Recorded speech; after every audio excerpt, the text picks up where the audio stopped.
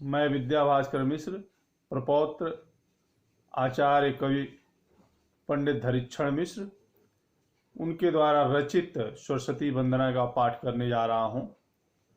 वरदेह में भारती भारती का, उर में धर छंद प्रभाकर दे।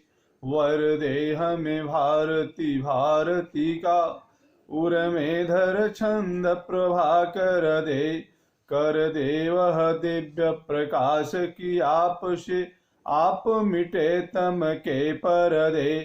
परदे शुभ कल्पना का हमको, पद और पदार्थ भी सुंदर दे।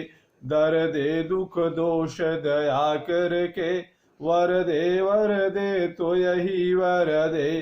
दर दे दुख दोष दया करके, वर दे तो यही वर दे।